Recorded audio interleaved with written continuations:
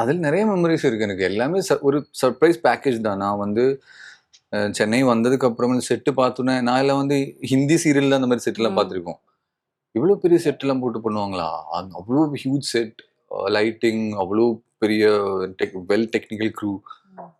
Sundar sir அவ்வளோ ஒரு க்ரூவுக்கு ஒரு பார்ட் ஆகுறது எல்லாமே சர்ப்ரைஸ் தான். அப்புறமா ஆர்டிஸ்ட் ஒரு லாட்ஸ் ஆஃப் மெமரிஸ் அங்கே இருக்கு எனக்கு. Lots of memories. Because first ப்ராஜெக்ட்லேயே வந்து எல்லாருமே ஒரு ஃபேமிலி மாதிரி இருந்தாங்க. அவ்வளோ கூட்டமான ஆர்டிஸ்ட், எல்லாருக்குமே ரொம்ப பாசம். பாதி பேர் கன்னடா, நிறைய பேருக்கு தமிழ், நிறைய பேர் மலையாளிஸ். ஸோ எல்லாமே கம்பைன் பண்ணி ஒரு லாங்குவேஜ் எல்லாம் பேசி டூ குட்.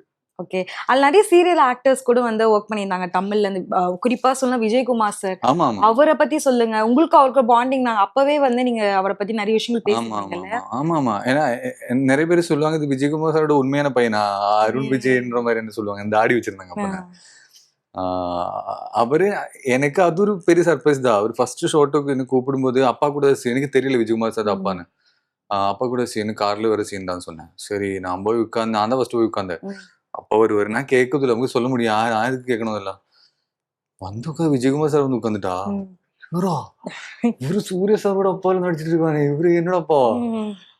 பட் அவரு வந்து ரொம்ப ஹம்பிளா இருக்கும், ரொம்ப நம்ம ஏஜுக்கு ஏத்த மாதிரி வந்து விஷயங்கள்லாம் பேசுவாங்க. நல்லா இருக்கும் எல்லாமே.